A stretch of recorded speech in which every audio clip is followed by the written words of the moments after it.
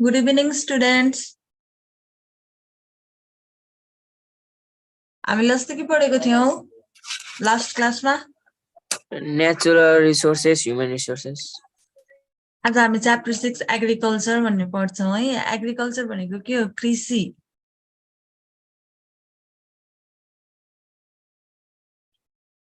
Agriculture refers to the practice of cultivating plants, raising animals, and other activities related to the production of food, fiber, and various other products used to sustain human life. Agriculture भनेको चाहिँ एउटा practice हो के कस्तो खालको practice भने हामीले प्लान्ट्सहरु cultivate गर्ने रुखहरु रोप्ने अथवा बिउहरु रोप्ने अनि त्यसपछि हाम्रो भएको एनिमल्सहरुलाई रेज गर्ने गाई भैँसी पाल्ने अनि त्यसपछि अरु जुन एक्टिभिटीज जुन चाहिँ फुडको प्रोडक्सनसँग रिलेटेड छ हामीले खानाहरु उब्जाउन सक्छौं भने फाइबरहरु उब्जाउन सक्छौं भने अरु या अरु कुनै प्रोडक्ट जसले गर्दाखेरि चाहिँ ह्युमन लाइफ चाहिँ लङ टर्म सम्म चल्छ भने त्यस्तो खालको प्र्याक्टिसलाई चाहिँ हामीले एग्रिकल्चर भनेर भन्छौं It is the science, art, and business of cultivating the soil, growing crops, and rearing livestock. यो एग्रिकल्चर एउटा साइन्स हो आर्ट हो बिजनेस हो कस्तो खालको भने हामीले सोइल चाहिँ हामीसँग भएको माटोलाई चाहिँ कल्टिभेट गर्ने त्यसमा चाहिँ हामीले राम्रो प्लान्ट्सहरु उब्जाउन सक्नु पर्यो त्यस्तो खालको सोइलहरुलाई कल्टिभेट गर्नु पर्यो अनि ग्रोइङ क्रप्स प्लान्ट्सहरुलाई ग्रो गर्ने त्यसमा रोपेर अनि त्यसपछि रियरिङ लाइभस्टक भनेको चाहिँ गाई भैँसीलाई हेर्ने त्यसपछि agriculture encompasses a wide range of activities यसले चाहिँ धेरै एक्टिभिटीजहरु इन्क्लुड गरेको हुन्छ जसमा चाहिँ के पर्छ भन्दा प्लान्टिङ भनेको थाहा छँदैछ प्लान्ट्सहरुलाई प्लान्ट गर्ने हार्भेस्टिङ भनेको त्यो असार महिनामा हामीले रोपेर मंसिर महिनामा त्यो काटेर फेरि के गर्छौं नि हो त्यो भनेको त्यो राख्छौं नि जे होस् काटेर त्यो धानलाई चामल बनाउँछौं हो त्यो भनेको हार्भेस्टिङ हो एनिमल हस्बेन्ड्री भनेको चाहिँ गाई भैँसी पाल्ने त्यहाँबाट दुधहरु निकाल्ने त्यसपछि इरिगेसन भनेको हामीसँग भएको त्यो सुरुमा यो असारमा हामीले जुन रोप्छौं नि त्यसको लागि पानीहरुको मात्रा बढाउने इरिगेसन कसरी गर्न सकिन्छ भन्नेतिर जाने अनि पेस्ट कन्ट्रोल भनेको चाहिँ हामीले लगाएको बालीहरुमा सानो सानो किराहरु आएर चाहिँ त्यो बालीहरु खाइदिन्छ त्यो किराहरुलाई चाहिँ हामीले कन्ट्रोल गर्ने अनि सोइल म्यानेजमेन्ट भनेको चाहिँ जुन माटोमा हामीले त्यो बिरुवाहरु रोप्छौं त्यसलाई चाहिँ म्यानेज गरेर राख्ने यो एक्टिभिटीजहरु चाहिँ सबै केमा पर्छ agriculture Agriculture is a crucial sector in Nepal as it is the main source of livelihood for a significant portion of the population.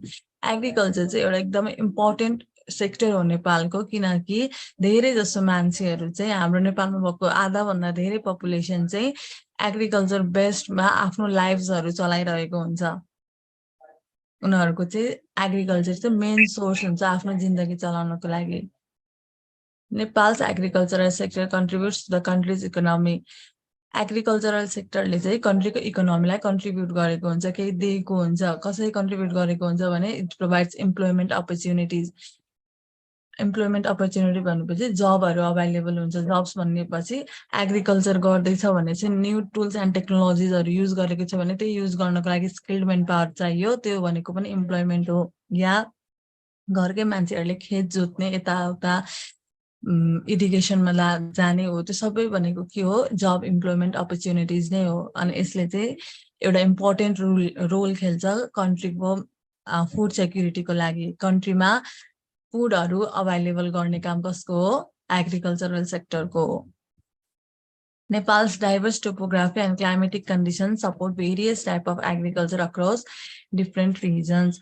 नेपालको टोपोग्राफी अनुसार यो जसरी बनेको छ हाम्रो नेपाल हो अनि त्यसमा र त्यसको क्लाइमेटहरु कस्तो छ हो त्यसको बेसिसमा चाहिँ तीनटा चाहिँ एग्रो इकोलोजिकल जोन्सहरु छ हाम्रोमा सुरुमा छ तराई रिजन त्यसपछि हिली रिजन अनि माउन्टेन रिजन यो सबै तीनटै रिजनमा चाहिँ एग्रिकल्चर चाहिँ डिफरेन्ट तरिकाले गरिन्छ अनि यसको आफ्नै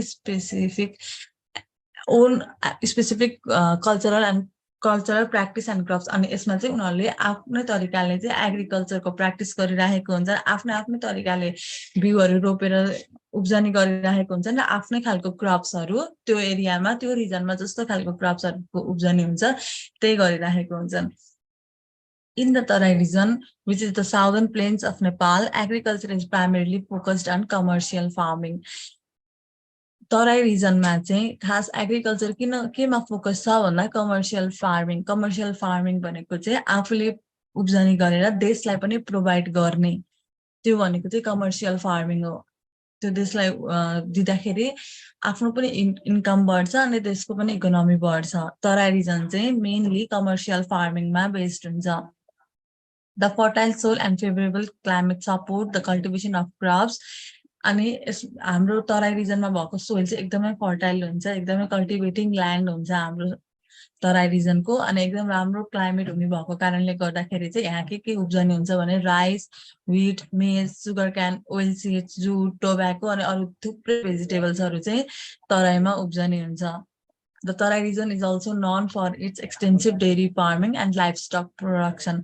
Tarai region मा चाहिँ धेरै जस्तो एनिमल हस्बेन्ड्री पनि गरिन्छ जहाँबाट गाई भैँसीहरू पालेर अनि दुध निकालेर त्यहाँबाट डेरी पनि सुरु गरेको हुन्छ डेरी फार्मिङ सुरु गरेको हुन्छ अनि त्यसपछि त्यही एनिमल हस्बेन्ड्रीबाटै गाई गोरु रागा भैँसीबाट चाहिँ अरू उनीहरूको जेनेरेसन पनि अगाडि बढिरहेको हुन्छ त्यो भनेको लाइभस्टक प्रोडक्सन हो In the hill region, which encompasses the mid hills and valleys, a mix of subsistence and commercial farming is practiced.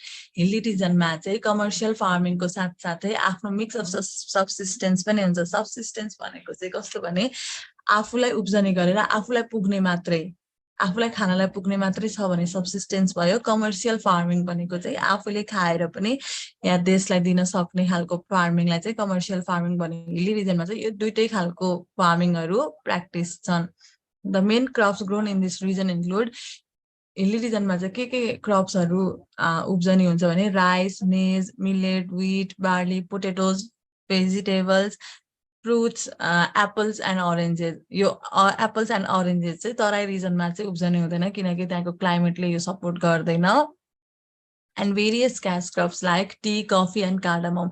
यो सबै क्रप्सहरू चाहिँ हिली रिजनमा चाहिँ अभाइलेबल हुन्छन् हामीले यसमा हिली रिजनमा चाहिँ ग्रो गर्न सक्छौँ यो क्रपहरूलाई हिली रिजनको माटो अनुसार सोइल अनुसार terrace farming is common practice in hilly area terrace farming भनेको चाहिँ कस्तो भने तराई रिजनको जस्तो प्लेन ल्यान्ड चाहिँ हिल रिजनमा हुँदैन हिल्स भएको कारणले गर्दाखेरि हिल रिजनमा कसरी फार्मिङ गर्ने अलिकति गाह्रो बनाएर त्योभन्दा फेरि माथि अलिकति गाह्रो बनाएर त्योभन्दा माथि अलिकति गाह्रो बनाएर जुन फार्मिङ गर्छौँ हामी त्यसलाई चाहिँ हामीले टेरेस फार्मिङ भन्छौँ यो चाहिँ हिली रिजनमा धेरै प्र्याक्टिस्ड हुन्छ किनकि यहाँको ल्यान्डहरू चाहिँ स्लोप्स हुन्छ प्लेन हुँदैन In the mountain region, which comprises the high Himalayan mountains, agriculture is mainly subsistence based due to the challenging terrain and harsh climate conditions. अनि अर्को छ माउन्टेन रिजनमा चाहिँ सब्सिस्टेन्स फार्मिङ मात्रै हुन्छ किनभने यहाँको क्लाइमेट कन्डिसन चाहिँ एकदमै हार्स हुन्छ किनकि त्यहाँ एकदमै चिसो हुन्छ माउन्टेन रिजनमा र प्लेन ल्यान्ड पनि नभएको कारणले गर्दाखेरि राम्रो टोपोग्राफी नभएको कारणले गर्दाखेरि यहाँ चाहिँ धेरै क्रप्सहरू हामीले उब्जनी गर्न सक्दैनौँ त्यही भएर माउन्टेन रिजनमा चाहिँ एग्रिकल्चर चाहिँ सब्सिस्टेन्स बेस्ड हुन्छ people in this areas rely on traditional farming practices mountain रिजनमा भएको मान्छेहरूले चाहिँ अझै पनि मोडर्न टुल्स टेक्नोलोजिज गरेर फार्मिङ गर्दैनन् एग्रिकल्चर गर्दैनन् उनीहरूले पहिलाकै पुरानै ट्रेडिसनल फार्मिङहरू चाहिँ गर्छन् जहाँबाट चाहिँ कस्तो खालको क्रप्सहरू ग्रो गर्न सकिन्छ भने potatoes barley buckwheat millet and vegetable suitable for the altitude अनि त्यो ठुलो एल्टिट्युड अलि हाइएस्ट अलिकति माथि गइसकेपछि ओसियन लेभल भन्दा अलिकति माथि गइसकेपछि जस्तो खालको भेजिटेबल्सहरू हामीलाई चाहिन्छ त्यस्तो खालको भेजिटेबल्सहरू चाहिँ माउन्टेन रिजनमा चाहिँ हामीले प्रड्युस गर्न सक्छौँ ग्रो गर्न सक्छौँ Livestock farming, especially rearing yaks and goats, is also prevalent in mountainous regions. Mountain region मा चाहिँ हामीले yaks र goatsहरूलाई पनि पाल्ने गर्छौँ त्यहाँबाट हामीले जे प्रोडक्ट लिन सक्छौँ त्यो पनि लिने गर्छौँ लाइभस्टक फार्मिङमा चाहिँ माउन्टेन रिजनमा धेरै जस्तो हामीले याक्स र गोट्सहरू चाहिँ पाल्ने गर्छौँ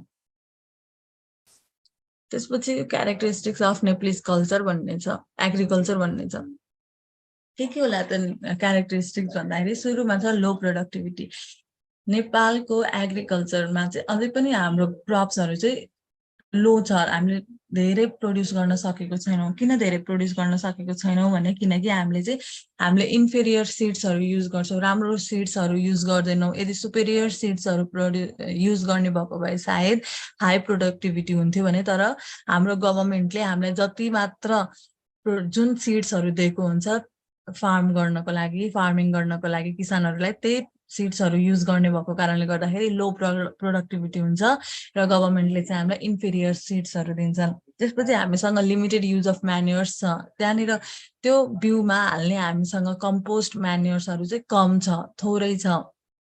यदि धेरै हाई अमाउन्ट अफ म्यान्युर्स भइदिएको भए धेरै प्रोडक्सन हुन्थ्यो अनि हाई प्रोडक्टिभिटी हुन्थ्यो। अनि अर्को छ ट्रेडिसनल मेथड अफ प्रोडक्सन भन्ने छ। हामीले अझै पनि राम्रो मोडर्न टुल्स एन्ड टेक्नोलोजिसहरू युज गरेर चाहिँ नेप्लिज एग्रिकल्चरलाई अगाडि बढाउन सकेको छैनौँ। एग्रिकल्चर फार्मिङ गर्दा अझै पनि हामीले ट्रेडिसनल मेथडहरू युज गर्ने भएको कारणले गर्दाखेरि चाहिँ हाम्रो नेपालको एग्रिकल्चर चाहिँ लो प्रोडक्टिभिटी भयो।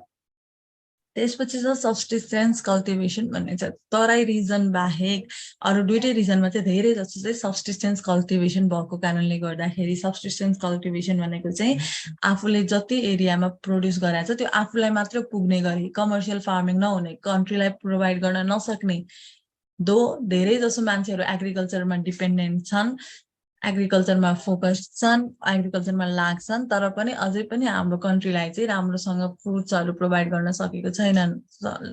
कल्टिभेसन चाहिँ सब्सिस्टेन्स छ नेप्लिज एग्रिकल्चरको। त्यसपछि अर्को छ बेस्ड अन मनसुन भन्ने छ। हामीले चाहिँ तराई रिजनमा चाहिँ धेरै प्रोड्युस हुन्छ नि हाम्रो एग्रिकल्चरल फुड्सहरू, त्यसको लागि चाहिँ इरिगेसनको लागि चाहिँ मनसुनलाई नै कुरेर बस्नुपर्छ, बर्खालाई नै कुरेर बस्नुपर्छ। जति बेला पानी आकाशबाट आउला त्यसपछि बल्ल हाम्रो कल्टिभेसन सुरु हुन्छ भन्ने थट जुन हाम्रो छ, त्यसले त्यो चाहिँ एउटा नेप्लिज एग्रिकल्चरको फिचर भयो, क्यारेक्टरिस्टिक्स भयो। हामीसँग इरिगेसन गर्ने प्रपर टुल्सहरू नभएको कारणले गर्दाखेरि चाहिँ मनसुनलाई नै कुरेर बस्नुपर्छ। त्यसपछि चाहिँ small size of landing holding भन्ने छ। हाम्रो चाहिँ के छ चलन नेपाली कल्चरको भने बाआमाको सम्पत्ति चाहिँ छोराछोरीलाई दिइन्छ अनि त्यो बाँडिन्छ के। त्यसपछि 2 जना छोरा छन् भने धेरै जसो छोराहरूलाई दिन्छन् नि त त्यो जग्गा जमिन, अनि त्यसपछि 2 जना छोरा छ भने जति जग्गा छ त्यो जग्गा चाहिँ बाँडिन्छ। त्यसपछि त्यो पछि अर्को जेनेरेसनमा जो आउँछ त्यसमा पनि त्यो जग्गा चाहिँ बाँडिन्छ। हो, यसरी बाँडिँदै गएपछि हामीसँग सिर्फ थोरै अमाउन्टको ल्यान्ड मात्रै बाँकी रहन्छ, स्मल साइज अफ ल्यान्ड हुन्छ। त्यहाँ हामीले कति नै प्रोड्युस गर्न सक्छौँ र सबैजनाले फेरि एग्रिकल्चर गर्छन् भन्ने पनि हुँदैन नि त। त्यही भएर चाहिँ थोरै फ्रेगमेन्टेड ल्यान्ड हुन जान्छ त्यसरी डिभाइड हुँदै गइसकेपछि। नेप्लिज एग्रिकल्चरको क्यारेक्टरिस्टिक्स चाहिँ यही हो, स्मल साइज अफ ल्यान्ड हुन्छ भोलि पर्सि हामीलाई प्रोड्युस गर्नको लागि। त्यसपछि अर्को छ हाई प्रेसर अन ल्यान्ड भन्ने छ। हाम्रो नेपालको majority of people 2/3 of people के 3 जनामा 2 जना पिपुल चाहिँ अझै पनि हाम्रो नेप्लिज एग्रिकल्चरमा चाहिँ बेस्ट छ। त्यसले गर्दाखेरि चाहिँ प्रेसर चाहिँ धेरै हुन्छ ल्यान्डमा। हामीसँग जति ल्यान्ड छ त्यसमा चाहिँ हामीले धेरै प्रोड्युस गर्नुपर्छ है भन्ने प्रेसर हुन्छ ल्यान्डलाई। This is all about characteristics of Nepalese agriculture. त्यसपछि नेक्स्टमा we have importance of Nepalese agriculture. नेपालको एग्रिकल्चर चाहिँ किन इम्पोर्टेन्ट छ भन्ने कुरा छ। त्यसपछि सुरुमा छ economic contribution. Agriculture is a major contributor to Nepal's economy. It employs a significant portion of population, particularly in rural areas. Nepal's agriculture चाहिँ नेपाल इकोनोमीमा कन्ट्रिब्युसन गरेको हुन्छ। यदि एग्रिकल्चर गरिरहेको छ, कृषि गरिरहेको छ भने त्यसले चाहिँ नेपालको इकोनोमीलाई चाहिँ हेल्प गर्छ, कन्ट्रिब्युसन गर्छ। कसरी गर्छ भने यसले चाहिँ धेरै जसो मान्छेहरू चाहिँ धेरै आधाभन्दा धेरै पोर्सन अफ पपुलेसन चाहिँ एग्रिकल्चरमा डिपेन्डेन्ट छन्, एग्रिकल्चरमा काम गर्छन्, एग्रिकल्चर गर्छन्। धेरै जसो मान्छेहरू चाहिँ रुरल एरियाजको हुन्छन् जो चाहिँ एग्रिकल्चर बेस्ड हुन्छन्। The sector provides livelihoods for millions of people. अनि एग्रिकल्चर सेक्टरले चाहिँ धेरै जसो मान्छेको मिलियन्स अफ पिपुललाई चाहिँ आफ्नो जिन्दगी गुजारा गर्नको लागि हेल्प गरिरहेको हुन्छ, specially small holder farmers and contributes to rural income generation and poverty reduction. अनि जो रुरल एरियाको मान्छे छन् उनीहरूले चाहिँ एग्रिकल्चर गरेर आफ्नो जिन्दगी चलाइरहेको हुन्छन् अनि त्यसले गर्दाखेरि चाहिँ उनीहरूको अलिकति भए पनि इन्कम जेनेरेट हुन्छ र पोभर्टी रिडक्सन हुन्छ। पोभर्टी रिडक्सन हुनु भनेको इकोनोमीलाई फाइदा हुनु हो। So Nepalese agriculture is a contributor to the Nepal's economy. त्यसपछि छ फुड सेक्युरिटी भन्ने छ। एग्रिकल्चर भन्ने बित्तिकै it's all about growing crops, growing foods. अनि यदि नेपाल चाहिँ एग्रिकल्चर बेस्ड कन्ट्री हो भने चाहिँ त्यहाँ फुड सेक्युरिटी हुन्छ किनभने एग्रिकल्चर भन्ने बित्तिकै हामीले धेरै अमाउन्टमा चाहिँ क्रप्सहरू ग्रो गर्ने अनि त्यसलाई कन्ज्युम गर्ने कुरा आउँछ जस्तै राइस मेज विट मिलेट पल्सेस यो सबै कुराहरू चाहिँ पपुलेसन जो नेप्लिज एग्रिकल्चरमा इन्भल्भ छन् उनीहरूले प्रड्युस गर्छन् र हामीले कन्ज्युम गर्छौँ भनेपछि हामीलाई चाहिँ डराउनु पर्दैन है हामीले फुड कन्ज्युम गर्न पाउँदैनौँ कि भनेर चाहिँ त्यसपछि अर्को छ एक्सपोर्ट पोटेन्सियल भन्ने छ हाम्रो नेपालमा चाहिँ नेप्लिज एग्रिकल्चर अब धेरै जसो मान्छेहरू अझै पनि एग्रिकल्चर बेस्ड छन् अझै पनि हाम्रो कन्ट्रीमा चाहिँ धेरै एग्रिकल्चरल प्रोडक्ट्सहरू हामीले प्रड्युस गर्न सक्छौँ जस्तै tea coffee cardamom ginger lentils fruits यो सबै कुरा चाहिँ अरू देशमा चाहिँ उब्जनी नहुन सक्छ यदि हामीसँग चाहिँ त्यो हामी नेप्लिज पिपुल नेप्लिज एग्रिकल्चरसँग चाहिँ त्यो पोटेन्सियल छ त्यो क्यापासिटी छ कि हामीले हाम्रो कन्ट्रीमा प्रड्युस भएको गुड्स एन्ड सर्भिसेस गुड्स प्रोडक्ट्सहरू चाहिँ हामीले बाहिर हुन सक्छौँ एक्सपोर्ट गर्न सक्छौँ त्यो हामीले यदि बाहिर पठायौँ हाम्रो एग्रिकल्चरल फुड्सहरू भने चाहिँ हाम्रो नेपालको इकोनोमीलाई चाहिँ बेनिफिट हुन्छ त्यसपछि अर्को चाहिँ रुरल डेभलपमेन्ट भन्ने छ agriculture is very much important for rural development जो रुरल एरियामा बसिरहेको मान्छेहरू हुन्छन् उनीहरूलाई चाहिँ हामीले एग्रिकल्चर गर्छन् भने चाहिँ उनीहरूको पोभर्टी चाहिँ रिड्युस हुन्छ उनीहरूको गरिबी चाहिँ रिड्युस हुन्छ अनि आफ्नो जिन्दगी गुजारा गर्न सक्छन् उनीहरूले it provides employment opportunities income generation and improve living standards for rural communities यदि एग्रिकल्चर गरिरहेको छन् रुरल कम्युनिटीको पिपुल रुरल एरियाजको मान्छेहरूले भने उनीहरूलाई इम्प्लोइमेन्ट हुन्छ काम गर्ने वातावरण हुन्छ त्यसबाट अलिकति इन्कम जेनेरेट गर्न सक्छन् उनीहरूले त्यसपछि उनीहरूले आफ्नो जिन्दगी जस्तो बाँचिरहेको छन् त्यो लिभिङ स्ट्यान्डर्ड्सलाई चाहिँ अलिकति इम्प्रुभ अलिकति हाई गर्न सक्छन् त्यस्तो भयो भने चाहिँ रुरल एरियाजहरू चाहिँ डेभलप हुन्छ next we have is environmental conservation यदि हामीले एग्रिकल्चर गऱ्यौँ भने चाहिँ agriculture is very much close to the environment agriculture भन्ने बित्तिकै इन्भाइरोमेन्टमै हामीले सबै गर्ने हो इन्भाइरोमेन्टकै पानीहरू युज गर्ने इन्भाइरोमेन्टकै ल्यान्डहरू युज गर्ने हो सबै थोक इन्भाइरोमेन्टमै हुने भएको कारणले गर्दाखेरि चाहिँ Nepalese agriculture has a close relationship with the environment यदि हामीले एग्रिकल्चर गऱ्यौँ भने चाहिँ हाम्रो इन्भाइरोमेन्ट पनि कन्जर्भ हुन्छ हामीले बायोडाइभर्सिटीलाई कन्जर्भ गर्न सक्छौँ त्यसपछि हामीले हाम्रो क्लाइमेटहरूलाई पनि चेन्ज गर्न सक्छौँ आजभोलि डिफोरेस्टेसन भएको कारणले गर्दाखेरि ग्लोबल वार्मिङ हुन्छ यदि इन्भाइरोमेन्टलाई कन्जर्भ गर्न सक्यो भने ग्लोबल वार्मिङ हुँदैन र मनसुनमा ठिक्क टाइममा चाहिँ पानी पर्न सक्छ जसले गर्दाखेरि चाहिँ हामीले एग्रिकल्चरल प्रोडक्सन चाहिँ बढाउन सक्छौँ यदि एग्रिकल्चरल प्रोडक्सन बढाउनको साथसाथै हाम्रो इन्भाइरोमेन्ट पनि कन्जर्भ हुन्छ यसमा चाहिँ sustainable agricultural practice organic farming पर्छ जस्तै कुनै पनि मलहरू नहालिकन यदि कुनै पनि मल नहालिकन अर्ग्यानिक तरिकाले कुनै फार्मिङ गरिरहेको छौँ भने जस्तो उब्जनी हुन्छ त्यस्तै बेच्ने त्यस्तो भयो भने अर्ग्यानिक फार्मिङ हुन्छ कुनै पनि अरू केमिकल्सहरू युज नगर्ने नेचुरल केमिकल्सहरू मात्र युज गर्ने त्यसपछि agro forestry soil conservation measures यिनीहरूले चाहिँ सबैले चाहिँ इन्भाइरोमेन्टलाई कन्जर्भ गर्नलाई हेल्प गर्छ त्यसपछि अर्को छ cultural heritage Agriculture is deeply embedded in Nepal's cultural heritage. Traditional farming practices, indigenous knowledge, and local seed varieties are an integral part of the country's agricultural heritage. Preserving and promoting traditional farming methods can contribute to cultural identity and heritage conservation. Cultural heritage भन्यो भने हाम्रो agriculture त पहिले पुस्तादेखि धेरै पहिला अगाडिदेखि agriculture हाम्रो कन्ट्रीले गर्दै आइरहेको छ यसमा हामीले ट्रेडिसनल फार्मिङ चाहिँ अझै पनि धेरै गर्छौँ किनकि हामीसँग टुल्स एन्ड टेक्नोलोजिजहरू धेरै छैन नेपालको गभर्मेन्टसँग यदि टुल्स एन्ड टेक्नोलोजी छ भने पनि त्यसलाई युज गर्नलाई चाहिँ हामीसँग स्किल्ड मेन पावर चाहिँ छैन त्यस कारणले चाहिँ हामीले अझै पनि ट्रेडिसनल फार्मिङहरू गरिरहेका छौँ यो ट्रेडिसनल फार्मिङ यो पुरानो नलेज इन्डिजिनियस नलेज भनेको चाहिँ पहिलाको नलेज अहिलेको रिसेन्ट नलेज होइन कि इन्डिजिनियस नलेज भनेको चाहिँ पुर्खाहरूको नलेज यदि यो कुरालाई हामीले अझै पनि युज गरेर कन्ट्रीको एग्रिकल्चर अगाडि बढाइरहेको छौँ भने चाहिँ यो भनेको चाहिँ कल्चरल हेरिटेज भयो यसलाई चाहिँ हामीले हाम्रो पुर्खादेखिको चलनहरूलाई चाहिँ अझै पनि प्रिजर्भ गरेर राखिरहेको छौँ त्यो कल्चरलाई भन्ने कुरा भयो त्यसपछि अर्को चाहिँ टुरिज्म एन्ड रुरल टुरिज्म भन्ने छ Nepal's natural beauty and rural landscape attract tourists from around the world.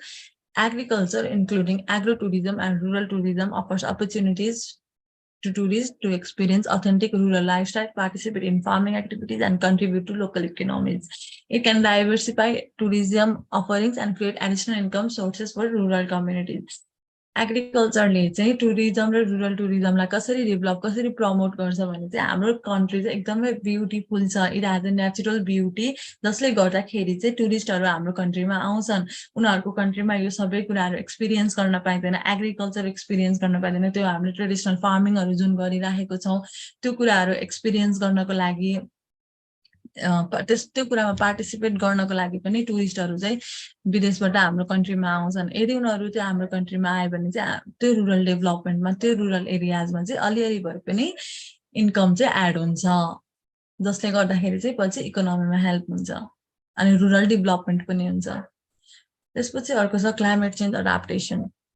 Nepal is highly vulnerable to climate change with potential impacts on agriculture, including changes in rainfall patterns, temperature, and the frequency of extreme weather events. The agricultural sector can play a crucial role in climate change adaptation by excellent farming practices, water management strategies, and crop diversification.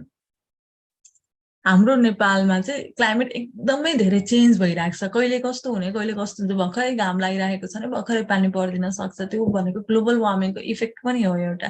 तर यदि हामीले राम्रोसँग agriculture गर्न सक्यौँ भने, क्रप्सहरू diversify गर्न सक्यौँ भने, वाटर म्यानेजमेन्ट, वाटरलाई चाहिँ कसरी म्यानेज गर्ने भन्ने स्ट्राटेजिजहरू गर्न सक्यौँ भने चाहिँ हाम्रो क्लाइमेट चेन्जमा पनि असर पर्छ। त्यसपछि चाहिँ सायद रेनफलको प्याटर्नहरू चाहिँ इम्प्रुभ हुन थाल्छन्, टेम्परेचरहरू इम्प्रुभ हुन थाल्छ यदि हामीले एग्रिकल्चर जुन गर्छौँ त्यसमा स्ट्राटेजिजहरू लगाएर एग्रिकल्चर गर्न सक्यौँ भने। त्यसपछि चाहिँ क्लाइमेट चेन्ज एडाप्टेसन हुन्छ। त्यसपछि जस्तो क्लाइमेट हुन्छ त्यतिकैलाई मान्छेहरूले अडाप्ट गर्न सक्नुपर्छ, त्यतिकैमा मान्छेहरूले क्रप्सहरू ग्रो गर्न सक्नुपर्छ। Given these factors, the development and modernization of the Nepalese agricultural sector are of paramount importance to the countries. This is why agricultural नेपालमा एग्रिकल्चर चाहिँ किन इम्पोर्टेन्ट रहेछ भने कन्ट्रीको इकोनोमिक ग्रोथ गर्नको लागि, कन्ट्रीमा इन्कम जेनेरेट गर्नको लागि, पोभर्टी एलिभेसन भनेको पोभर्टीहरू रिड्युस गर्नको लागि, गरिबी रिड्युस गर्नको लागि, अनि मान्छेहरूलाई कहिले पनि हामीसँग खानेकुरा छैन, फुड कन्ज्युम गर्नलाई केही छैन भन्ने कुराको डर हुँदैन, फुड सेक्युरिटीको लागि अनि सस्टेनेबल डेभलपमेन्टको लागि, लङ टर्म डेभलपमेन्टको लागि चाहिँ Nepalese agriculture is very much important. त्यसपछि next we have is problems of Nepalese agriculture. नेपालको एग्रिकल्चरमा चाहिँ के प्रब्लम छ भन्ने कुरा छ। सुरुमा चाहिँ इनएडिक्वेट इरिगेसन फेसिलिटिज। हामीले चाहिँ मैले अघि भने जस्तै नेपालको एग्रिकल्चर चाहिँ मनसुन बेस्ड छ, यसमा चाहिँ जहिले पानी पर्छ त्यसपछिबाट चाहिँ हामीले कल्टिभेट गर्छौँ भन्ने कुरामा मान्छेहरू बेस्ड हुन्छन्। यदि इरिगेसन फेसिलिटी धेरै भइदिएको भए पानी नपरे पनि हामीले चाहिँ क्रप्सहरू प्रड्युस गर्न सक्थ्यौँ होला, तर हामीसँग चाहिँ इरिगेसन फेसिलिटिजहरू चाहिँ धेरै अमाउन्टमा छैन। यो एउटा चाहिँ प्रब्लम भयो नेप्लिज एग्रिकल्चरको। त्यसपछि हामीसँग छ नेक्स्टमा lack of agricultural technology and knowledge. हामीसँग चाहिँ अझै पनि ट्रेडिसनल तरिकाले चाहिँ हामीले एग्रिकल्चर गरिरहेको हुन्छौँ। एग्रिकल्चरमा नयाँ टेक्निक्स एन्ड टेक्नोलोजिजहरू युज गरेर हामीले कसरी एग्रिकल्चर फेरि गर्न सक्छौँ त भन्ने कुराहरूको चाहिँ एक त टुल्स एन्ड टेक्नोलोजिज छैन, त्यसपछि यदि अलिकति छ भने पनि त्यहाँ युज गर्नको लागि हामीसँग मेन पावर छैन, त्यो भनेको चाहिँ एउटा प्रब्लम भयो नेपाली एग्रिकल्चरको। त्यसपछि छ फ्रेगमेन्टेड ल्यान्ड होल्डिङ। यो भनेको अघि मैले भने जस्तै बाबा मम्मीको सम्पत्ति चाहिँ दुईटा छोरामा गएर बाँडिन्छ, त्यसपछि त्यो दुईटा छोराले फेरि अर्को दुईटा छोरालाई गएर त्यो ल्यान्डहरू बाँडिन्छ। त्यस्तो गर्दाखेरि चाहिँ त्यो कुरालाई चाहिँ फ्रेगमेन्टेड ल्यान्ड भनेर भन्छौँ। यदि त्यो फ्रेगमेन्टेड ल्यान्ड भइसकेपछि चाहिँ हामीसँग सानो स्मल ल्यान्ड साइजेस हुन्छ जसमा चाहिँ हामीले एग्रिकल्चर प्र्याक्टिस गर्न चाहिँ अलिक गाह्रो हुन्छ। यदि प्लेन ल्यान्ड हुन्थ्यो र अलि धेरै ल्यान्ड एरिया हुन्थ्यो भने चाहिँ सायद एग्रिकल्चर प्रोडक्सन अलि धेरै हुन्थ्यो, प्रोडक्टिभिटी धेरै हुन्थ्यो, प्रफिट धेरै हुन्थ्यो। तर त्यसरी ल्यान्ड बाँडिँदै गइसकेपछि चाहिँ हाम्रो एग्रिकल्चर ग्रोथमा चाहिँ इफेक्ट गर्छ। त्यो भनेको एउटा प्रब्लम भयो नेपालको एग्रिकल्चरमा। Next we have is limited access to credit and inputs. हाम्रो नेपालमा चाहिँ अझै पनि हाम्रो गभर्नमेन्टमा बेस्ड हुने मिक्स्ड इकोनोमी भनेपछि अलिकति गभर्नमेन्ट हाम्रो नेपाल मिक्स्ड इकोनोमी हो नि अलिकति गभर्नमेन्टमा बेस्ड छ अलिकति प्राइभेटमा बेस्ड छ भने तर जुन यो हामीलाई फर्टिलाइजर्स पेस्टिसाइड्स सिड्सहरू प्रोभाइड्स गर्ने टुल्स एन्ड टेक्नोलोजिसहरू प्रोभाइड्स गर्ने कुरा छ यो चाहिँ हामीलाई गभर्नमेन्टले प्रोभाइड गर्ने हो मेसिनरिजहरू पनि तर यो कुरामा चाहिँ किसानहरूलाई चाहिँ अझै पनि राम्रोसँग एक्सेस गर्न पाएको छैनन् उनीहरूको मात्रा जति हो उनीहरूले जति प्रड्युस गर्न सक्छन् त्यो सबै कुरा चाहिँ गभर्नमेन्टले त्यति इनपुट्स चाहिँ दिन सकेको छैन अनि त्यो प्रड्युस गर्नको लागि उनीहरूसँग पैसा पनि छैन किसानहरूसँग that is why it has limited access to credit and inputs next we have is post harvest losses and lack of value addition Post-harvest losses, including improper storage, transportation, and processing, are common in Nepal. Post-harvest losses भनेको चाहिँ हामीले कुनै पहिला असारमा उब्जनी गर्यो रोप्यौं अनि मङ्सिरमा गएर काट्यौं काटिसकेपछि चाहिँ त्यो चामललाई चाहिँ त्यो धानलाई चाहिँ चामल बनाएर हामीले कतै हार्भेस्ट गरेर राखेको हुन्छ किनकि त्यो वर्षभरि फेरि हामीलाई युज हुने कुरा हो नि त त्यो धानलाई चामल बनाउने त्यसपछि हामीसँग कमर्सियल फार्मिङ पनि गर्नु पर्यो त्यो हार्भेस्ट गरेको कारणले चाहिँ त्यसमा लस हुन सक्छ भोलि पर्सि किरा लाग्न सक्ला या के होला अनि त्यसको भ्यालु चाहिँ घट्दै जान्छ पछि ल्याक अफ भ्यालु एडिसन त्यो भ्यालु चाहिँ घट्दै जान्छ पछि अनि हामीसँग चाहिँ त्यो प्रपर तरिकाले हार्भेस्ट गर्नको लागि एउटा राम्रो स्टोरेज छैन अनि ट्रान्सपोर्टेसन पनि छैन त्यो कमर्सियल फार्मिङ गर्नको लागि इनसफिसिएन्ट कोल्ड स्टोरेज फेसिलिटिज हामीसँग चिसोमा राख्नको लागि त्यो कुराहरू त्यो पोस्ट हार्भेस्ट जुन हामीले गर्छौं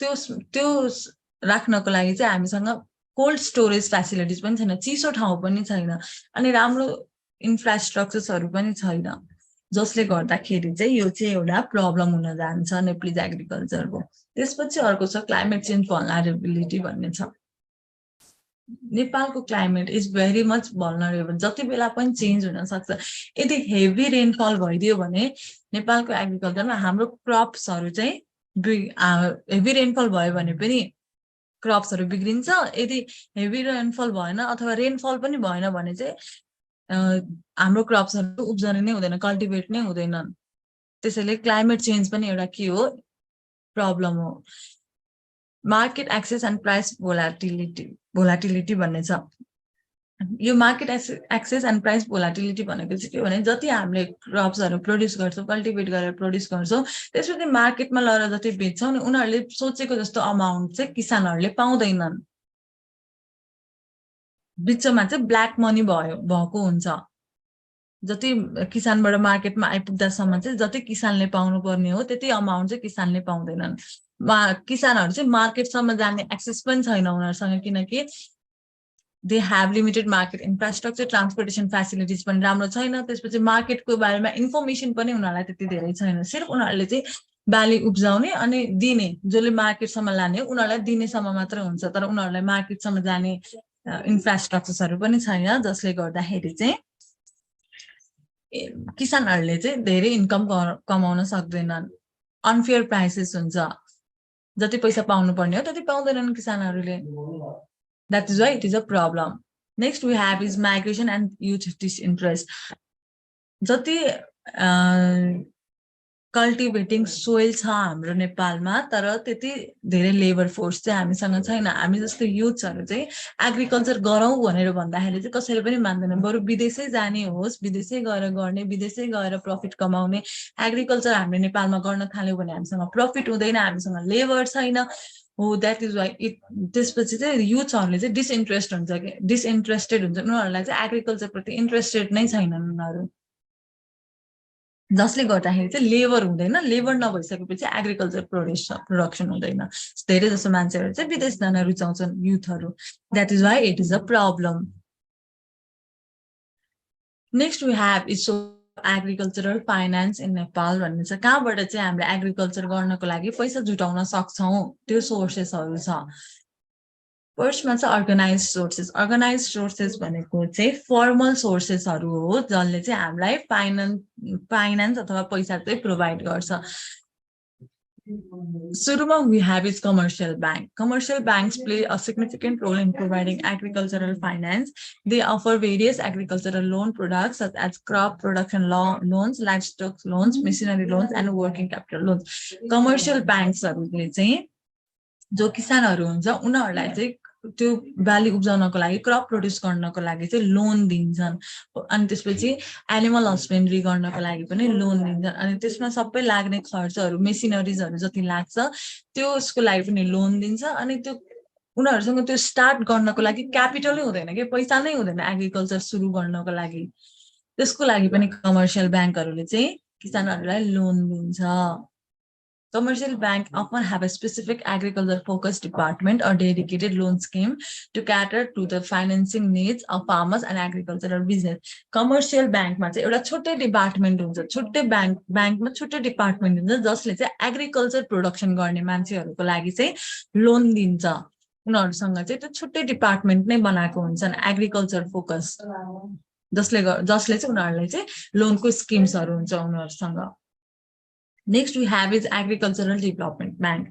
Many countries have specialized Agricultural Development Bank or Rural Development Bank that focus on providing financial services to the agricultural sector. These banks offer a range of loan products and credit facilities designed especially for farmers, including crop loans, livestock loans, farm machinery loans, and rural microfinance loans. Agriculture Development Bank rural एरियाको मान्छेहरूलाई चाहिँ धेरै जसो rural एरियाको मान्छेहरूलाई चाहिँ लोन्सहरू provide गर्छ त्यो बिउ को लागि बिउ लिनको लागि लोन्स हो या एनिमल हस्बेन्ड्री गर्नको लागि लोन होस् या मेसिनरी त्यो फार्म मेसिनरी गर्नको लागि लोन त्यो सबै लोन्सहरू चाहिँ धेरै जसो रुरल एरियाजमा चाहिँ कसले प्रोभाइड गर्छ भन्दा एग्रिकल्चरल डेभलपमेन्ट ब्याङ्क्सहरूले Next, we have is agricultural cooperatives. Agricultural cooperatives are organizations formed by farmers to collectively address their financial and agricultural needs. Agricultural cooperative भनेको चाहिँ मान्छेहरूले नै फार्मरहरूले बनाएको एउटा अर्गनाइजेसन हो जहाँ चाहिँ उनीहरूले चाहिँ आफ्नो एग्रिकल्चरको फाइनान्सको कुराहरू एग्रिकल्चरमा के निड्स छ त्यो कुराहरूलाई चाहिँ एड्रेस गर्न पाउँछन् त्यो अर्गनाइजेसन चाहिँ फार्मरहरूले नै बनाएको हो They often provide savings and credit services to their members. जो त्यो कोअपरेशन्समा इन्भल्भ भएको मेम्बर्सहरू छ उनीहरूलाई चाहिँ त्यो कोअपरेटिभ्सले चाहिँ त्यो अर्गनाइजेसनले चाहिँ फार्मरलाई चाहिँ एग्रिकल्चरल लोन्सहरू दिने त्यसपछि त्यो केही प्रोड्युस गर्नको लागि उधारोमा पैसाहरू दिने सेभिङ्स गरेको पैसाहरू दिने त्यो सबै चाहिँ एग्रिकल्चरल कोअपरेटिभ्सहरूको काम हो Agricultural cooperatives may also provide other services such as marketing support, access to income, and technical assistance.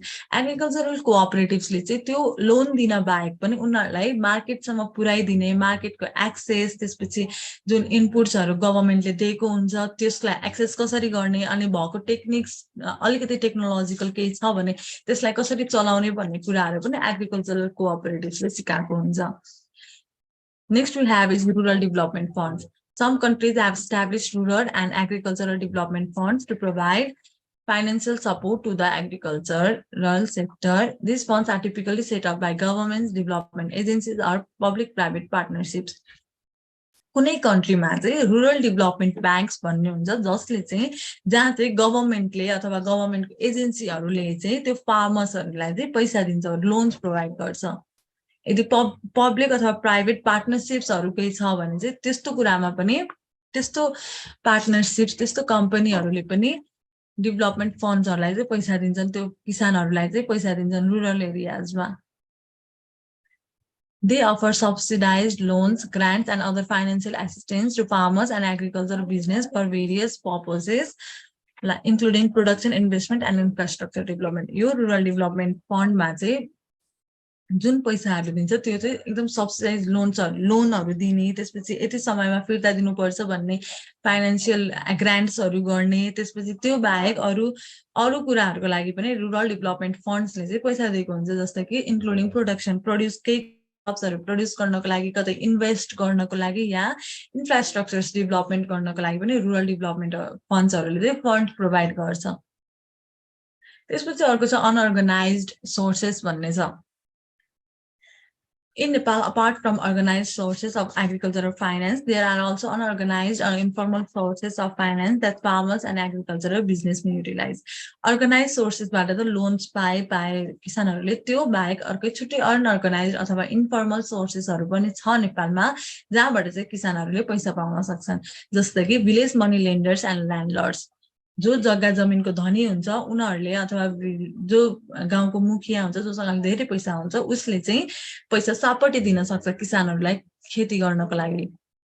त्यो भनेको अनअर्गनाइज सोर्सेस भयो, इन्फर्मल सोर्सेस भयो। मर्चेन्ट्स एन्ड ट्रेडर्स भन्ने छ जसले चाहिँ ट्रेड गर्छन् नि, ल म तपाईँलाई यति समयसम्म पैसा दिन्छु, यति पैसा दिन्छु अनि म यति समयसम्म म बाहिर जान्छु, म काठमाडौँतिर हुन्छु अनि म फेरि जति बेला हजुरको गाउँमा आउँछु त्यति बेला चाहिँ हजुरले मलाई क्रप सहित अलिकति मेरो पैसा फिर्ता दिनुपर्छ भन्ने जुन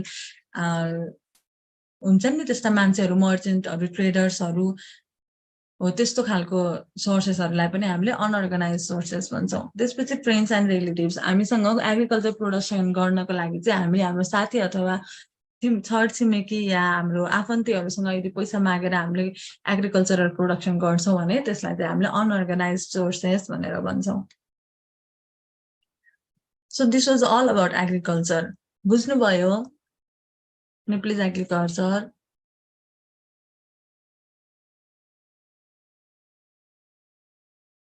ल अब एन्सर्स भन्नुहोस् है त।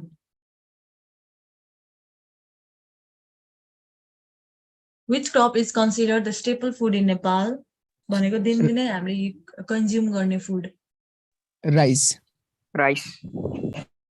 What is the primary source of irrigation for agriculture in Nepal? हामीले एग्रिकल्चरमा इरिगेसन जुन गर्छौँ, पानीहरू जुन प्रोभाइड गर्नुपर्छ एग्रिकल्चरल क्रप्सलाई, त्यो चाहिँ कुनबाट हुन्छ? Canal irrigation. क्यानल इरिगेसन भनेको चाहिँ कस्तो खालको इरिगेसन हो भने त्यो कुलो बनाएर, त्यो खोलाबाट कुलो बनाएर आफ्नो खेतसम्म जुन पानी लैजान्छौँ नि हामीले, त्यसलाई चाहिँ हामीले क्यानल इरिगेसन भनेर भन्छौँ। Which government institution in Nepal is responsible for agricultural development? Ministry of Agriculture and Livestock Development. Option C. Yes. What is the primary importance of agriculture? किन धेरै इम्पोर्टेन्स छ? के कुराको लागि चाहिँ इनिशियलमा एग्रिकल्चर इम्पोर्टेन्ट छ भन्नुहोस् त? Economic Economic development. Yes. What challenges do smallholder farmers commonly face in accessing agricultural finance? Limited access to credit facilities. जो स्मल होल्डर फार्मर्स हुन्छ, जो चाहिँ सानो तरिकाले सानो फार्मर्सहरू हुन्छन् नि, उनीहरूले चाहिँ एग्रिकल्चर फाइनेन्समा चाहिँ के फेस गरिरहेको हुन्छन्, के च्यालेन्ज फेस गरेको हुन्छन् भने उनीहरूलाई चाहिँ कसैले पनि उधारोमा पैसा दिन चाहँदैनन् के, उनीहरूसँग एक्सेस नै हुँदैन क्रेडिट फेसिलिटिजको। त्यस कारणले गर्दाखेरि उनीहरूले एग्रिकल्चर प्रोडक्सन नै गर्न सक्दैनन्। They do not have access to credit facilities. Which factor contributes to post-harvest losses in agriculture? Lack of transportation infrastructure. Yes, post-harvest losses मा चाहिँ मैले अघि नै पढाउँदा पनि यहाँ देखाएको थिएँ। Post-harvest losses including improper storage, transportation and processing are common in Nepal.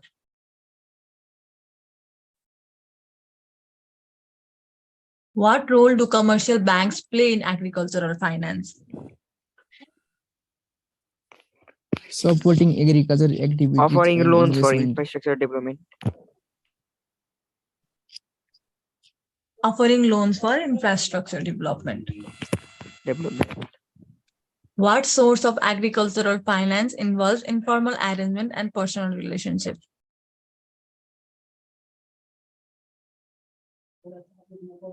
Informal source कुन हो यति मध्ये?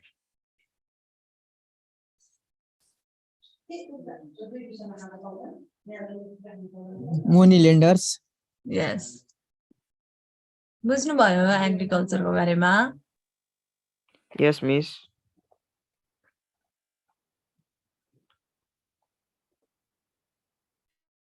त्यसपछि next we have is poverty. Poverty भनेको के हो? गरिबी. गरिबी. Concept of poverty. Poverty is the state of lacking minimum basic needs of life, that is food, cloth and shelter. हामीसँग जुन हाम्रो बेसिक निड्स अफ लाइफ हो, घाँस बाँस र कपास, यदि त्यो नै मान्छेहरूसँग ल्याकिङ छ, त्यति नै मान्छेहरूले पुरा गर्न सकेको छैन भने त्यो स्टेटलाई चाहिँ हामीले के भन्छौँ, पोभर्टी भनेर भन्छौँ। Poverty means इनएडिक्वेट income. पोभर्टी भनेको चाहिँ खास के हो भने हामीसँग इनएडिक्वेट इन्कम हो, हामीसँग प्रपर धेरै अमाउन्ट अफ इन्कम छैन। त्यसपछि अर्को भनेको माल न्युट्रिसन भनेको हामीले न्युट्रिसनहरू चाहिँ राम्रोसँग पाइरहेको छैनौँ। माल न्युट्रिसनमा एउटा मरास्मस हुन्छ अनि एउटा ओबेसिटी हुन्छ जस्तो लाग्छ मलाई। धेरै जसो चाहिँ माल न्युट्रिसनमा चाहिँ मरास्मस जुन केस छ त्यो चाहिँ पोभर्टीको कारणले गर्दाखेरि हुन्छ। अनि ल्याक अफ सोसल सर्भिसेस। यदि पोभर्टी भनेको चाहिँ हामीसँग एजुकेसन, हेल्थ केयर, स्यानिटेसन अनि सोसल स्ट्याटस नै ल्याकिङ हुनु। हामीले पढ्न पाउँदैन, हामीसँग हेल्थ फेसिलिटिजहरू एक्सेस गर्न पाउँदैनौँ, स्यानिटेसन छैन, सरसफाइ छैन, अनि जुन सोसल स्ट्याटस छ, जुन सोसाइटीमा बसेर आफ्नो एउटा प्रेस्टिज छ, त्यो कुराहरू चाहिँ हामीसँग ल्याकिङ छ भने चाहिँ त्यो स्टेटलाई चाहिँ हामीले के भन्छौँ, पोभर्टी भनेर भन्छौँ। 10th plan of Nepal has mentioned a following 3 dimensions of poverty. नेपालको 10th प्लानले चाहिँ यो 3टा डाइमेन्सनहरूलाई चाहिँ मेन्सन गरेको छ पोभर्टीमा। त्यो भनेको चाहिँ सुरुमा छ इन्कम पोभर्टी भन्ने चाहिँ हामीसँग पैसा नहुनु, इन्कमै नहुनु। त्यसपछि ह्युमन पोभर्टी भनेको मान्छे नहुनु वाला पोभर्टी। त्यसपछि ह्युमन एक्सक्लुजन भनेको चाहिँ ह्युमनलाई नै एक्सक्लुड गर्नु, के मान्छेलाई नै एक्सक्लुड गर्नु, इन्क्लुड नगर्नु, एक्सक्लुड भनेको हटाउनु, त्यो वाला कुराहरू। यो 3टा डाइमेन्सनलाई चाहिँ 10th प्लान अफ नेपालले चाहिँ मेन्सन गरेको छ। Poverty in Nepal is acute, deep rooted and wide spread. नेपालमा चाहिँ गरिबी चाहिँ धेरै चाहिँ गरिबी नै छ भन्न खोजेको। यो भनेको पहिल्यैदेखि गरिबी छ, भित्र नेपालमा भित्रैसम्म पोभर्टी चाहिँ गढेर बसेको छ। अनि यो चाहिँ वाइड एरियासम्म स्प्रेड छ poverty. About 23% of the population in Nepal are living below the poverty line. हाम्रो नेपालमा चाहिँ अझै पनि 23% of the population, टोटल पपुलेसनको 23% चाहिँ अझै पनि आफ्नो स्ट्यान्डर्ड लिभिङ चाहिँ पोभर्टी लाइन भन्दा बिलोमा बाँचिरहेको छन्।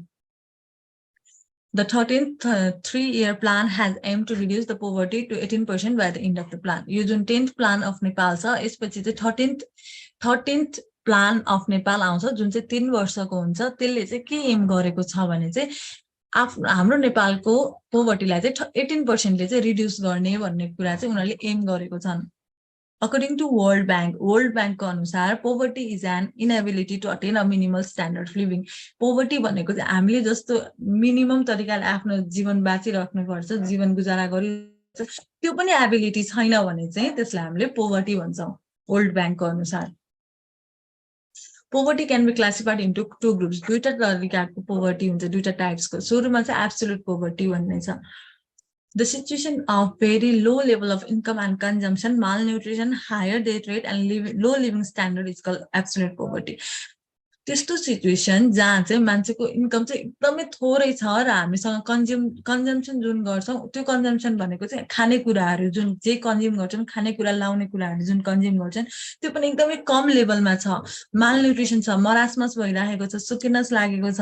त्यसपछि त्यसमा चाहिँ एकदम हायर डेथ रेट छ, मान्छेहरू मर्ने रेट चाहिँ धेरै छ र जुन लिभिङ स्ट्यान्डर्ड, जुन जिउने तरिका छ, त्यो चाहिँ एकदमै लो छ भने त्यो सिचुएसनलाई चाहिँ हामीले एब्सोल्युट पोभर्टी भनेर भन्छौँ।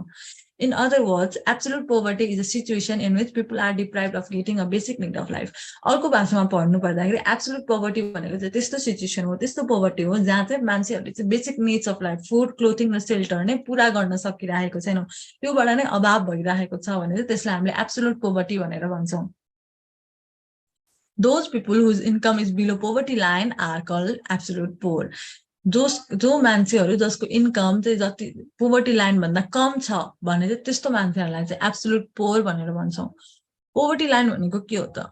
Poverty line refers to the absolute income required to meet the basic needs of life. Poverty line भनेको चाहिँ त्यति इन्कम, त्यतिसम्मको इन्कम जसले चाहिँ हाम्रो basic needs of life, food, clothing र सेल्टरलाई चाहिँ पुरा गर्न सक्छ भने चाहिँ त्यति इन्कमलाई चाहिँ हामीले पोभर्टी लाइन भनेर भन्छौँ। त्यो पोभर्टी लाइन भन्दा पनि कम इन्कम छ भने चाहिँ त्यो मान्छेहरूलाई हामीले एब्सोल्युट पोर भनेर भन्ने हो। It mainly exists in underdeveloped countries like Nepal. Poverty line भन्दा पनि तल कसैले जिन्दगी बाँचिरहेको छ भने चाहिँ त्यो चाहिँ धेरै जसो underdeveloped countries मा हुन्छ. हाम्रो नेपाल जस्तो अरू countries छ underdeveloped countries छ भने त्यसमा चाहिँ absolute poor people हरु हामीले पाउन सक्छौं. According to World Bank, those people who earn less than $1.25 per day. यदि World Bank को अनुसार चाहिँ World Bank को अनुसार चाहिँ कोही मान्छेले दिनको $1.25 भन्दा कम कमाउँछन् भने अनि जसले खानेकुराको क्यालोरी चाहिँ उनीहरुको 2144 क्यालोरी भन्दा कम छ भने खाइरहेको कुराको क्यालोरी चाहिँ 2144 भन्दा कम अनि कमाइरहेको इन्कममा चाहिँ $1.25 भन्दा कम एक दिनमा त्यति गरिरहेको छन् भने चाहिँ त्यो मान्छेहरु चाहिँ एब्सोल्युट पोभर्टी भित्र पर्छन्. In underdeveloped countries, poverty is synonymous with absolute poverty. There is underdeveloped country मा चाहिँ poverty भनेको नै absolute poverty हो. Underdeveloped country मा चाहिँ. Next we have is relative poverty. The situation in which people have sufficient income to survive but low level of living standard and income compared to rest of the community. Relative poverty भनेको चाहिँ त्यस्तो situation जहाँ चाहिँ उनीहरुले basic नीड्सहरु चाहिँ पूरा गरिरहेको छन् तर अझै पनि लिभिङ स्ट्यान्डर्ड्स उनीहरुको लो छ कम्पेयर गर्दाखेरि अरु कम्युनिटीहरुसँग कम्पेयर गर्दाखेरि चाहिँ अझै पनि उनीहरुको जिन्दगी लिभिङ स्ट्यान्डर्ड चाहिँ लो छ भने चाहिँ त्यस्तो खालको सिचुएसनलाई चाहिँ हामीले रिलेटिभ पोभर्टी भनेर भन्छौं.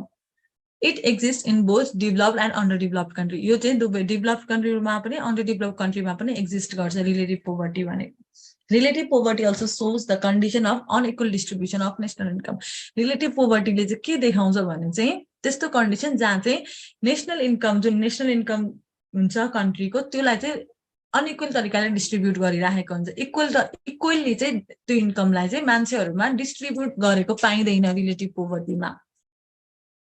The relative poverty is the poverty compared to the other countries. That is, the gap between rich and poor country is called relative poverty. त्यस्तो ग्याप जहाँ चाहिँ त्यस्तो कम्प्यारिजन यदि रिच कन्ट्री र पोर कन्ट्री जस्तै हाम्रो नेपाल र रसियाको इकोनोमिक कन्डिसन हामीले कम्पेयर गर्यौं भने चाहिँ त्यो वाला पोभर्टीलाई चाहिँ हाम्रो नेपाल त पोर कन्ट्री हुन्छ.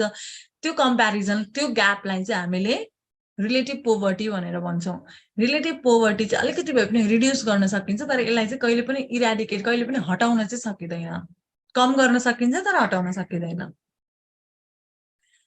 त्यसपछि we have characteristics of rural and urban poor in Nepal.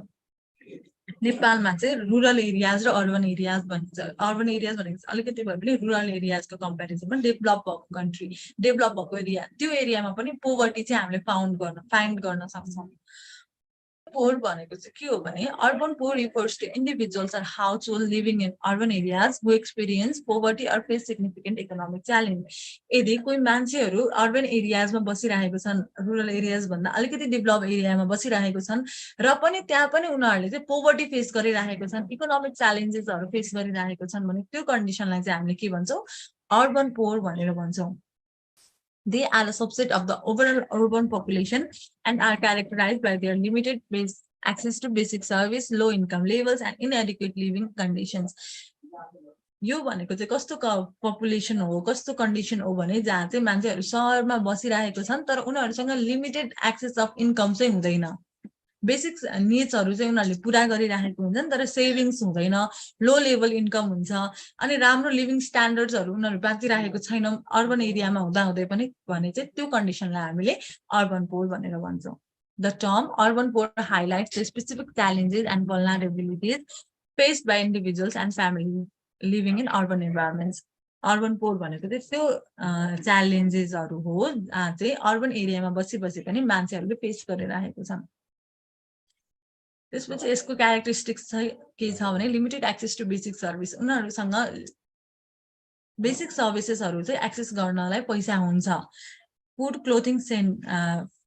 Clothing र सेल्टर र अलिकति एजुकेसन उनीहरुले चाहिँ एक्सेस गर्न पाइरहेको हुन्छन् अर्बन पोरहरुले चाहिँ. त्यसपछि चाहिँ इन्फर्मल इम्प्लोयमेन्ट भनेको चाहिँ उनीहरुसँग एउटा बेसिक आफ्नो जब अपर्च्युनिटी चाहिँ छैन जेले गुजारा गर्न सक्छन् उनीहरुले त्यही गरिरहेको हुन्छन्. लो इन्कम एन्ड अनस्टेबल लाइभलीहुड्स उनीहरुको इन्कम चाहिँ एकदमै कम हुन्छ र अनस्टेबल लाइभलीहुड्स भनेको चाहिँ जुन शहरमा बसिकन पनि सधैँ एउटै घरबेटीकोमा त बसिराख्दैन नि त भाडा बस्ने मान्छेहरू, उनीहरू चाहिँ जहाँ सस्तो पाइन्छ त्यतै सर्ने। त्यो भनेको अनस्टेबल लाइभलीहुड्स, कहिले यो एरियामा सरेछ कहिले त्यो एरियामा सरेछ, किनकि उनीहरूसँग इन्कम चाहिँ लो छ। त्यो क्यारेक्टरिस्टिक चाहिँ अर्बन पोर हो। इनएडिक्वेट हाउसिङ भनेको चाहिँ उनीहरूसँग चाहिँ हाउसिङ हुँदैन, आफ्नो घर चाहिँ हुँदैन। अर्बन पोर भनेको यदि अर्बन एरियामा बसेर घर छ भने चाहिँ उनीहरू चाहिँ अर्बन पोरमा पर्दैनन्। लिमिटेड एक्सेस टु एजुकेसन, एजुकेसनमा पनि यदि सहरी क्षेत्रमा हेर्ने हो भने त धेरै एजुकेसन सेन्टर्सहरू स्कुल्सहरू एकदम महँगो हुन्छ, तर त्यो नभइकन जुन स्कुलमा हामीले एजुकेसन पाउन सक्छौँ किनकि हाम्रो इन्कम थोरै छ भने त्यो वाला एजुकेसन चाहिँ हामीले पाउन सक्छौँ। अर्बन पोरको मान्छेहरूले चाहिँ पाउँछन्, एजुकेसन पाउँछन्, तर ठुलो महँगो स्कुल्समा होइन कि उनीहरूको इन्कम अनुसारको स्कुल्सहरूमा। त्यसपछि अर्को चाहिँ हेल्थ भल्नरेबिलिटिज भन्ने छ। उनीहरूको हेल्थ फेसिलिटिज चाहिँ धेरै जसो घरमै क्योर हुन्छन्। अर्बन पोरको मान्छेहरू सिधै डिरेक्ट हस्पिटल्स मेडिकल्समा चाहिँ गइहाल्दैनन्। घरमै उपचार गर्न सकिन्छ नि घरमै, त्यसपछि पनि सकेन भने बल्ल उनीहरू अर्बन पोरहरू चाहिँ हस्पिटल्समा जान्छन्। त्यो भनेको हेल्थ भल्नरेबिलिटिज भयो अर्बन पोरको क्यारेक्टरिस्टिक्स। त्यसपछि vulnerability to disasters and climate change भन्ने छ। यदि भूकम्प आइहाल्यो भने पनि अथवा फ्लड आइहाल्यो अथवा क्लाइमेट चेन्जको कारणले गर्दाखेरि केही इन्सफिसियन्सी भयो भने चाहिँ मान्छेहरूले चाहिँ त्यसमा चाहिँ उनीहरू सर्न सक्छन्। यो ठाउँमा भुइँचालो आयो भने अर्को ठाउँमा उनीहरू सर्न सक्छन्। त्यो क्यारेक्टरिस्टिक्स चाहिँ केमा हुन्छ? अर्बन पोरमा हुन्छ। Next we have is rural poor. Rural poor भनेको चाहिँ रुरल एरियामा बसेर मान्छेहरूले जे फेस गरिरहेको हुन्छन्, जुन पोभर्टी फेस गरिरहेको हुन्छन्, जुन इकोनोमिक च्यालेन्जेसहरू फेस गरिरहेको हुन्छन्, यदि रुरल एरियाजमा बसिरहेको छन् भने त्यो खालको कन्डिसनलाई चाहिँ हामीले रुरल पोर भनेर भन्छौँ। They represent a significant of the population residing in rural regions. Rural poor भनेको चाहिँ त्यस्तो पपुलेसन जुन चाहिँ रुरल एरियामा बसिरहेको हुन्छन् र उनीहरूको लिमिटेड एक्सेस टु रिसोर्सेस, जुन रिसोर्सेसहरू छ त्यो पनि राम्रोसँग एक्सेस गर्न पाउँदैनन्, एकदमै कम एक्सेस गर्न पाउँछन्। उनीहरूको इन्कम चाहिँ लो हुन्छ अनि लिभिङ कन्डिसन्स पनि राम्रो हुँदैन, लिभिङ स्ट्यान्डर्ड्सहरू पनि हाई हुँदैन भने त्यो खालको कन्डिसनलाई चाहिँ हामीले रुरल पोर भनेर भन्छौँ। रुरल पोरको क्यारेक्टरिस्टिक्स चाहिँ के हुन्छ भने लिमिटेड एक्सेस टु रिसोर्सेस। जुन रुरल एरियामा जुन सरकारी स्कुल छ या जुन रिसोर्सेसहरू छ, पानीको होस् या खानेकुराको होस् या पढाइको या हेल्थ फेसिलिटिजको, त्यो जति रिसोर्सेस छ त्यो चाहिँ रुरल एरियाजको मान्छेहरूसँग लिमिटेड हुन्छ। जस्तै काठमाडौँमा हेर्ने भने ठाउँमा हस्पिटल्सहरू हुन्छ भने रुरल एरियाजमा चाहिँ ठाउँमा हस्पिटल्सहरू हुँदैन, हेल्थ पोस्टहरू हुन्छ। त्यो भनेको लिमिटेड एक्सेस भयो। त्यसपछि छ सब्सिस्टेन्स एग्रिकल्चर। रुरल एरियाजमा बसेको मान्छेहरूले चाहिँ सब्सिस्टेन्स एग्रिकल्चर गर्छन्। उनीहरूले कमर्सियल फार्मिङ गर्न सक्दैनन्, जति उनीहरूले उब्जनी गर्छन् त्यति नै उनीहरूले कन्ज्युम गर्छन्। त्यसपछि छ सिजनल एन्ड अनरिलायबल इन्कम भन्ने छ। एग्रिकल्चर हुँदाखेरि यदि अलिकति पनि इन्कम जेनेरेट गर्न सके भने चाहिँ त्यो भनेको सिजनल एन्ड अनरिलायबल इन्कम हो। वर्षभरि उनीहरूको इन्कम हुँदैन, सिजन अनुसारको उनीहरूको इन्कम हुन्छ भने चाहिँ त्यो क्यारेक्टरिस्टिक चाहिँ केमा पर्छ? रुरल पोरमा पर्छ। लिमिटेड इम्प्लोइमेन्ट अपर्च्युनिटिज, जब अपर्च्युनिटिज, जब फेसिलिटिजहरू चाहिँ एकदमै लिमिटेड हुन्छ रुरल एरियाजमा। जति कमाउन सक्छन् मान्छेहरूले अथवा जति इम्प्लोइमेन्ट अपर्च्युनिटिजहरू हुनुपर्ने हो रुरल एरियाजमा त्यति चाहिँ त्यो चाहिँ लिमिटेड हुन्छ रुरल पोरमा। Next we have is inadequate access to basic service. जुन फुड, क्लोथिङ, सेल्टर र एजुकेसन छ त्यो चाहिँ इनएडिक्वेट हुन्छ, धेरै एक्सेस गर्न सक्दैनन् रुरल पोरको मान्छेहरूले। त्यसपछि त हाउसिङ एन्ड इन्फ्रास्ट्रक्चर्स। घरहरू पनि उनीहरूको सिमेन्टीको घर नहुन सक्छ, पक्की घर नहुन सक्छ, कच्ची घर हुन सक्छ। इन्फ्रास्ट्रक्चर्स अफ डेभलपमेन्टहरू उनीहरूले राम्रोसँग युज गर्न नपाएको हुन सक्छन्। त्यो भनेको चाहिँ रुरल पोरको क्यारेक्टरिस्टिक्स हो। जुन limited access to information and technologies भन्ने छ। सहरका मान्छेहरूले कति ठुलो आइफोनहरू बोकिरहेको हुन्छन्, महँगो कुराहरू, टेक्नोलोजिज, आइप्याड एन्ड अल बोकिरहेको हुन्छन् भने पोर मान्छेहरू, रुरल पोरको मान्छेहरूले चाहिँ त्यो इन्फर्मेसन एन्ड टेक्नोलोजीलाई चाहिँ एक्सेस गर्न पाउँदैनन्। पोभर्टी के कारणले हुन्छ त? कजेस अफ पोभर्टी छ। त्यसपछि पोभर्टी के कारणले हुन्छ, किन गरिबी हुन्छ भन्ने छ। हाई ग्रोथ अफ पपुलेसन छ। सुरुमा जति पपुलेसन बढ्दै जान्छ त्यति नै गरिबी बढ्दै जान्छ। त्यसपछि छ स्लो इन्डस्ट्रियलाइजेसन। हाम्रो कन्ट्रीले चाहिँ इन्डस्ट्रिज एन्ड फ्याक्ट्रिजहरू चाहिँ धेरै इस्टाब्लिस गर्न सकेको छैन, त्यसले गर्दाखेरि पनि पोभर्टी हुन्छ। अर्को छ unequal distribution of income. Unequal distribution of income हुने चाहिँ रिलेटिभ पोभर्टीमा हो। यदि इन्कम पनि इक्वली डिस्ट्रिब्युट भएन भने चाहिँ पोभर्टी हुन्छ। जस्तै वुमेन इम्प्लोइजहरू छन् कुनै एउटा अर्गनाइजेसनमा भने उनीहरूलाई चाहिँ मेल इम्प्लोइको तुलनामा चाहिँ अलिकति थोरै पैसा थोरै इन्कमहरू दिने गरिन्छ इनएफेक्टिभ प्लान इम्प्लिमेन्टेसन गभर्मेन्टले जुन प्लान्सहरू बनाउँछन् त्योहरू चाहिँ राम्रोसँग इनइफेक्टिभली इम्प्लिमेन्ट भएको हुन्छन् इम्प्लिमेन्टेसन पनि इफेक्टिभ तरिकाले भएको हुँदैन पेपरमा लेखिएर आज बजेट भाषण भयो भन्ने अघि मैले न्युज हेरेको थिएँ हजुरहरूलाई पढाउनुभन्दा अगाडि सबै हेर्नु भएको छैन त्यो इम्प्लिमेन्टेसनहरू चाहिँ कागजमा नभइकन यदि साँच्चीकै रियल लाइफमा इम्प्लिमेन्ट हुन्छ भने बल्ल पोभर्टी चाहिँ रिड्युस हुन्छ तर त्यो कागजमा मात्रै सीमित रहिरह्यो सधैँ नेपालमा भने चाहिँ त्यो सधैँ हाम्रो कन्ट्री चाहिँ गरिब नै हुने हो त्यसपछि चाहिँ इन्भाइरोमेन्टल फ्याक्टर्स जस्तै अब भुइँचालो होला अथवा फ्लड होला ल्यान्डस्लाइड होला सोइल इरोजन होला अथवा आगलागी होला त्यो सबै कारणले गर्दाखेरि पनि पोभर्टी चाहिँ हुन्छ यदि मान्छेको बस्ती नै सबै जल्यो भने चाहिँ त्यसमा त्यो बस्तीको मान्छेहरू चाहिँ पोभर्टी फेस गरिरहेको हुन्छन् त्यो भनेको इन्भाइरोमेन्टल फ्याक्टर्स हो त्यसपछि चाहिँ मेजर्स अफ पोभर्टी रिडक्सन हामीले पोभर्टीलाई चाहिँ कसरी रिड्युस गर्न सक्छौँ भन्ने कुरा छ सुरुमा चाहिँ economic growth and job creation यदि गभर्मेन्टले नेपालको गभर्मेन्टले चाहिँ इकोनोमिक ग्रोथ गर्ने हो भने जब क्रिएट गर्ने हो भने इम्प्लोइमेन्ट अपर्च्युनिटिजहरू यदि दिने हो भने चाहिँ पोभर्टी रिड्युस हुन सक्छ जब दियो भने चाहिँ इकोनोमिक ग्रोथ हुन्छ किनकि इन्कम जेनेरेट हुन्छ next we have is education and skills development यदि नेपालको गभर्मेन्टले चाहिँ एजुकेसन सबै मान्छेहरूलाई एजुकेसन दिन सक्यो स्किल्सहरू दिन सक्यो भने चाहिँ पोभर्टी रिड्युस हुन्छ त्यसपछि चाहिँ एक्सेस टु बेसिक सर्भिसेस जुन मान्छेहरू जुन रुरल एरियाजमा चाहिँ एब्सोल्युट पोर मान्छेहरू छन् उनीहरूले चाहिँ बेसिक सर्भिसेस बेसिक निड्सहरू पुरा गर्न सकिरहेको छैन गभर्मेन्टमा चाहिँ त्यति एबिलिटी त्यति क्यापेसिटी चाहिँ हुनु पर्यो कि त्यो रुरल डेभलपमेन्टको त्यो रुरल एरियाजको मान्छेहरूलाई चाहिँ त्यो बेसिक सर्भिसेस अथवा बेसिक निड्सहरूको चाहिँ एक्सेस दिन सक्नु पर्यो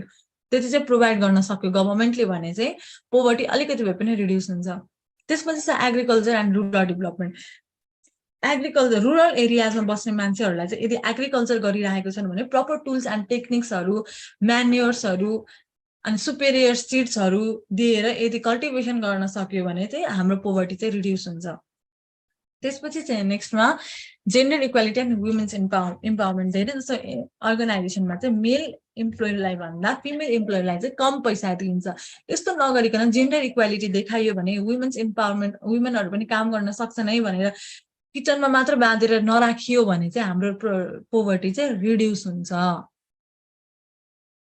so this was all about poverty बुझ्नुभयो गरिबी पोभर्टी भनेको Yes, miss. लभ एन्सर्स भन्नुहोस् Which of the following is commonly used indicator to measure poverty? Life expectancy. नै होइन poverty line Poverty line. yes poverty line which sector of the population is particularly vulnerable to poverty यति जुन छन् options छन् त्यो चाहिँ धेरै जसो पोभर्टी फेस गर्नुपर्ने मान्छेहरू चाहिँ को हुन् त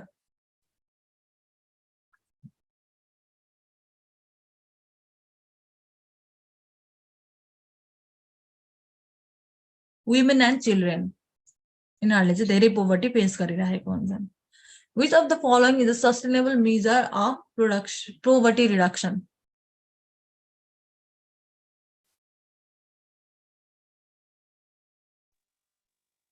Number.